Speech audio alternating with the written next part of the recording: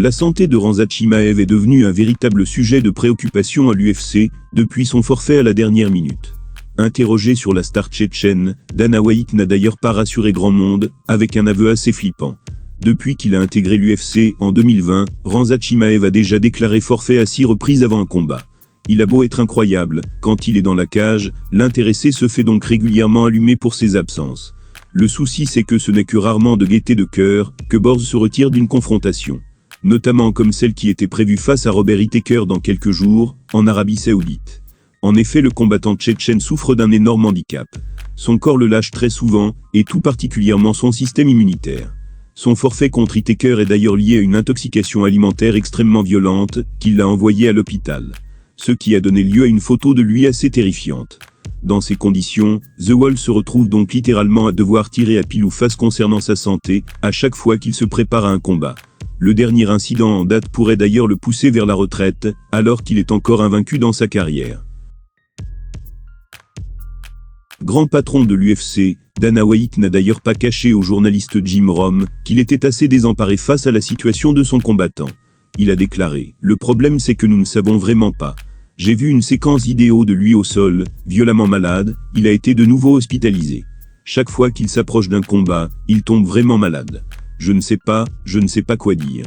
Ce n'est pas comme s'il était ici dans ce pays et que des médecins l'examinaient ou quelque chose comme ça. Il est un peu déconnecté de nous, donc c'est compliqué à gérer. Khamzat est domicilié à l'autre bout de la planète, il est donc compliqué pour l'UFC d'être régulièrement à jour concernant sa santé. Reste à savoir quelles mesures sont à prendre s'il veut continuer au MMA. Mais cela semble de plus en plus invraisemblable. Car la prochaine fois pourrait être celle de trop, selon les circonstances. Khamzat va devoir se reposer dans un premier temps, afin de se remettre de son intoxication alimentaire particulièrement corsée.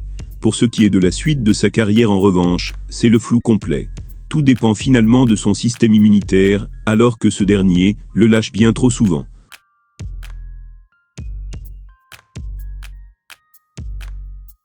Tout le monde l'attendait à l'UFC, mais Bessangour sera finalement un combattant du PFL, comme Cédric Doumbé. Un choix vivement critiqué par des fans qui se sentent trahis. Alors dans le clan Baki, on fait tout pour se justifier et retourner l'opinion.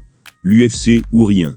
Ces mots n'ont pas été prononcés par des fans qui envisageaient la suite de sa carrière à sa place, mais bien par Baki lui-même. Saladin Parnasse a toujours été clair sur ses ambitions dans le monde du MMA, c'est-à-dire l'argent. Mais contrairement à lui, Baki vendait une vision plus romantique de la chose. Notamment en parlant de legacy et d'envie d'affronter les meilleurs. Le problème dans le sport de haut niveau, où les carrières sont relativement courtes, c'est que les rêves ne valent finalement pas grand-chose face au poids de l'argent. Le PFL est arrivé sur la table des négociations, avec un contrat à au moins 6 chiffres et 5 combats, ce que le jeune homme de 22 ans s'est retrouvé dans l'incapacité de refuser. Une signature plus que controversée, puisque ses fans s'attendaient à la voir, dans la plus grande organisation de la planète. Depuis, il s'agit donc de contrôler les dégâts sur les réseaux sociaux, et c'est avec cette visée que son très bon ami Balti, influenceur, s'est exprimé. Pour lui, le nouveau statut de Baki vaut le fait de revenir sur une parole. Il a déclaré, d'accord, il a dit qu'il vise uniquement l'UFC, et c'est encore le cas, et qu'il n'ira nulle part qu'à l'UFC. Mais des opportunités se présentent, et c'est pas tout le monde qui peut avoir un contrat XXL à 22 ans. Il prend son bon billet, il frappe une deuxième fois Doumbé, et décolle à l'UFC. Quand je dis contrat XXL, c'est vraiment du lourd les gars. C'est le contrat le mieux payé pour un jeune, et ça de toute organisation confondue sans parler des bonus. Il a 22 ans, il fait ses armes, ramasse son pain ensuite, il rentre à l'UFC à 24 ans environ. Baki est le jeune combattant le mieux payé du monde. Ce qui devrait selon son entourage, justifier son choix, et faire taire les détracteurs. D'autant plus que le public français aura enfin la revanche tant attendue face à Cédric Doumbé. Mais visiblement la polémique n'est pas une question d'argent, mais bien une question de parole donnée. Certains internautes ont réagi en disant « Il faut retenir dans cette histoire, comme je l'ai lu ailleurs. En début de carrière vaut mieux pas trop parler, sur ses futurs choix de carrière, un gros billet peut se présenter et changer l'équation. Il fait un choix logique, mais les gens vont forcément ressortir ces mots. » Ce à quoi le frère de Baki a répondu en disant « Pour le coup, c'est vrai, mais comme je l'ai dit, les opportunités se présentaient ici, c'est vraiment une grosse opportunité que tout le monde n'a pas l'occasion d'avoir à 22 ans.